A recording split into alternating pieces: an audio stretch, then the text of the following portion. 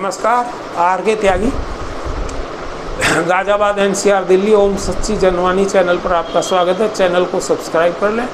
Channel subscribe करने में आपका 1 सेकंड लगेगा, हमारी बड़ी मदद होगी, चैनल का विस्तार होगा।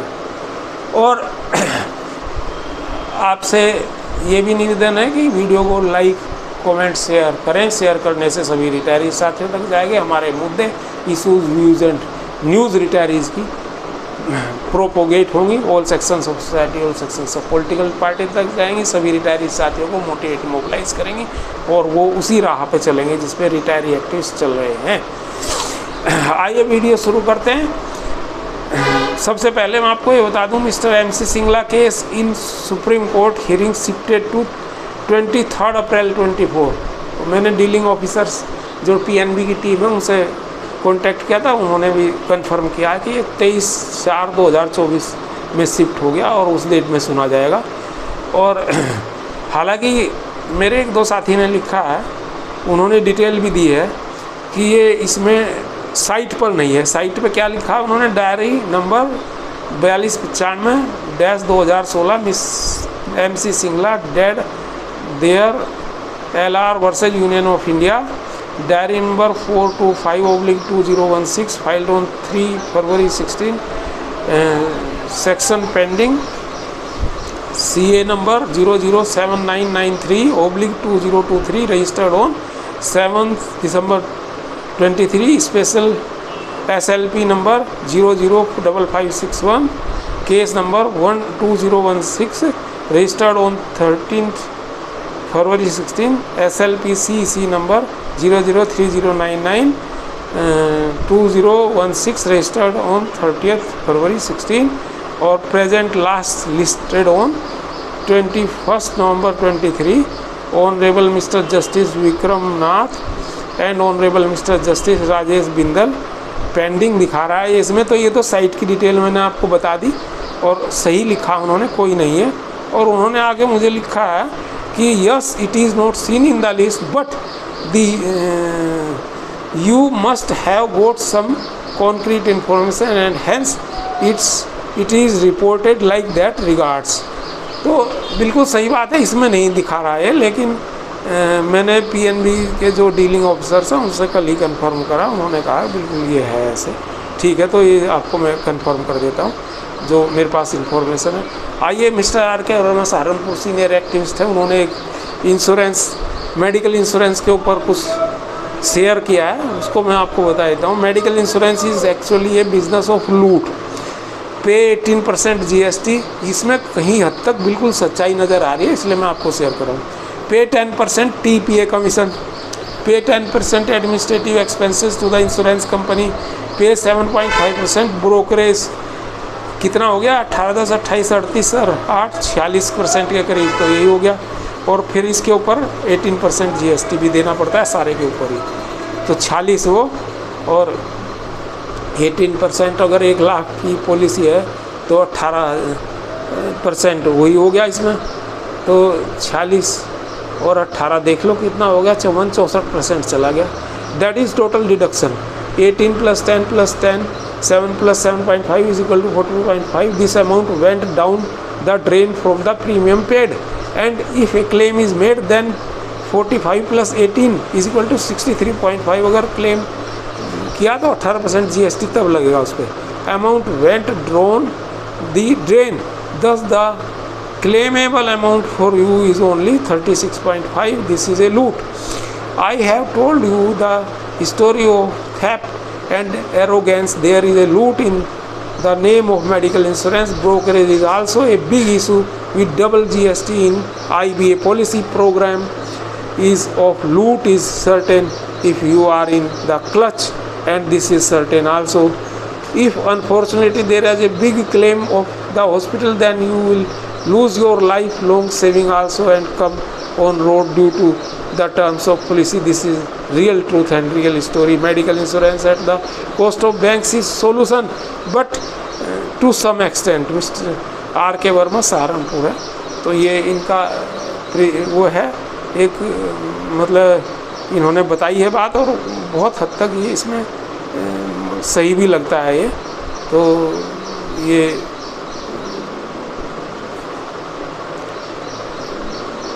इस हमारा तो यही कहना है कि इसको ठीक होना चाहिए, ये इस तरह से नहीं होना चाहिए।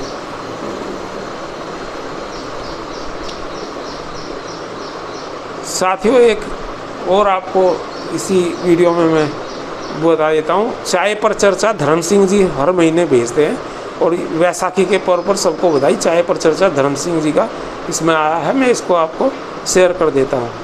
वैसाखी के पर्व पर सबको बधाई।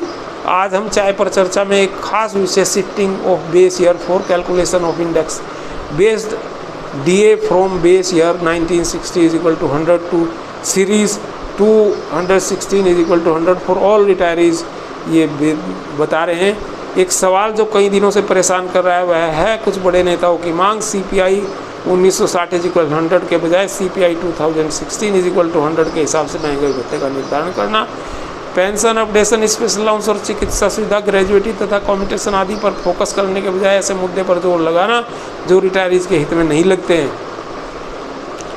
IBA के circular dated 16 March 24 DA rates on pension CPI 1960 and CPI 2016 जिसमें रिवाइज्ड DA की बात कही गई है। आओ विश्लेषण करें कि इससे फ़ायदा है या नहीं। DA इंक्रीज पर bank pensioners as per DA price index is equal to 1960 is equal to 100 month index DA percentage plus minus.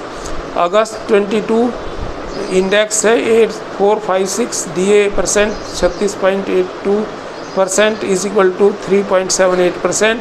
February 23 8704 1.16 is equal to 4 plus 35% plus है।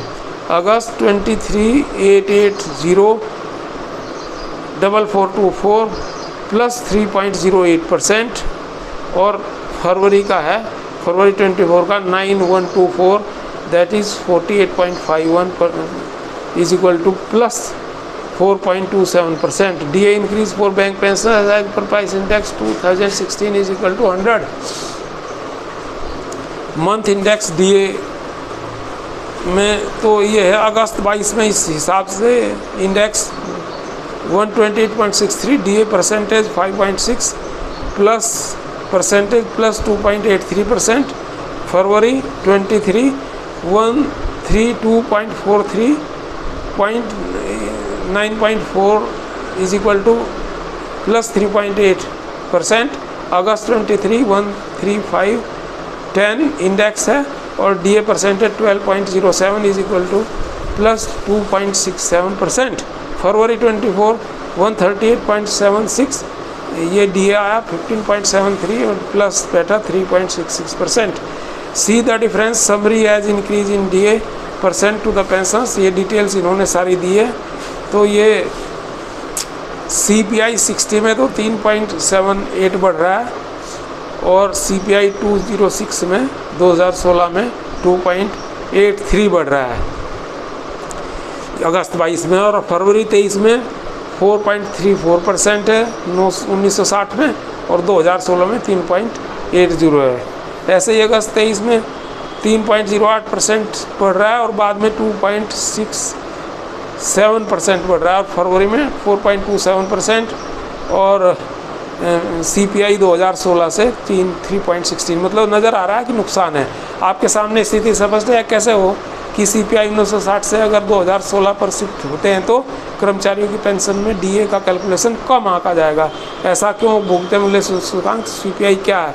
CPI W एक मूल्य सूचकांक है जो उपभोक्ता द्वारा खरीदी गई वस्तु और सेवाओं पर औसत कीमत है और CPI में परिवर्तन समय के साथ कीमतों में बदलाव को ट्रैक करता है। CPI की गणना वस्तुओं और सेवाओं के उपयोग से की जाती है। उपभोक्ताओं को खर्च करने की आदतों के बदलाव भी एक पैमाना है। उपभोक्ताओं के लिए आधार वर्ष में बदलाव, औद्योगिक श्रमिकों के लिए मूल्य सूचकांक है मूल्य परिवर्तन की वास्तविकता में हेरफेर करने का एक तरीका लगता है। उपभोक्ता मूल्य सूचकांक CPI-IW के आधार वर्ष 1960 से 2016 में बदलाव सरकार की सहमति तथा इंडस्ट्रियल वर्कर्स की मजबूरी लगता है और मुझे ऐसा प्रतीत होता है कि यह सब कुछ जानबूझकर उपभोक्ता के लिए आवश्यक वस्तुओं की मूल्य वृद्धि में के वास्तविक प्रभाव को कम करने और DA पर उसका असर कम पड़ने के लिए आधारभूत वस्तुओं खाद्य वस्तु में बदलाव किया गया है। मंदी के बीच भी आवश्यक वस्तुओं विशेष रूप से खाद्य पदार्थों की कीमतें हमेशा बढ़ती रही हैं। इसका असर कम करने के लिए खाद्य पदार्थों के साथ अन्य वस्तुओं को जोड़कर किया जाता गया है, जिसमें महंगाई बढ़ने पर भी अधिकांश स्थिर रहती हैं कीमतें। इन मदद से प्राइस इंडेक्स शांत रहता है और खाद्य पदार्थ पर महंगाई बढ़ने पर भी प्राइस इंडेक्स पर कोई फ़र्क नहीं पड़ता है। पहले CPI गणना के लिए 46 आइटम थी, इनमें अधिकतर खाद्य पदार्थ थे। अब इनमें अन्य आइटम जिसका महंगाई पर कोई असर नहीं पड़ता बढ़ाकर 63 कर दी गई हैं, जिसमें पूंजीपतियों तथा औद्योगिकरण को बढ़ावा देने के कारण उद्योगपतियों को अपने कर्मचारियों को वेतन में कम महंगाई भत्ता देना पड़ेगा। यह मेरा निजी विश्लेषण है, आपके विचार अलग हो सकते हैं, पर आपसे अनुरोध है कि आप अपने कुछ कानूनी व लॉजिकल विचार रखें तो बहुत अच्छा होगा। इस समय रिटायरीज एवं रिटायरी संगठनों के लिए मुख्यतः पेंशन अपडेशन, स्पेशल अलाउंस, चिकित्सा सुविधा, ग्रेजुएटी व कम्यूटेशन इत्यादि मुख्य तथा अति महत्वपूर्ण मुद्दे पर ही पूरा ध्यान देना चाहिए, जो केवल रिटायरी संगठनों के आपसी सहयोग के साथ साथ लगातार प्रयास के कारण संभव हो सकते हैं। न्यायालय का योगदान IBA को सकारात्मक सोच के साथ रिटायरीज एकता होने पर रिटायरीज की सभी समस्याओं का हल संभव है। प्रयास जारी है तथा जल्दी अच्छे परिणाम आने की संभावना लग रही है। आप सबको परिवार सहित इस सप्ताहांत के फेस्टिवल विक्रम संवत, नूतन वर्ष, गुड्डी पड़वा, चैत्र नवरात्रि, छोटी चांद, उड़ी, बिहू, अम्बेडकर जयंती व बैसाखी के अवसर पर हार्दिक शुभकामनाएं व बधाई। धन्यवाद साथियों। RK Tyagi, Ghaziabad NCR Delhi. My mobile number 8588898205 description section में भी देख सकते हैं, तो आप हमसे कोई सहयोग मांग सकते हैं, कोई सहयोग देना चाहें तो दे सकते हैं। 8588898205। भारत माता की जय, वंदे मातरम। Thank you.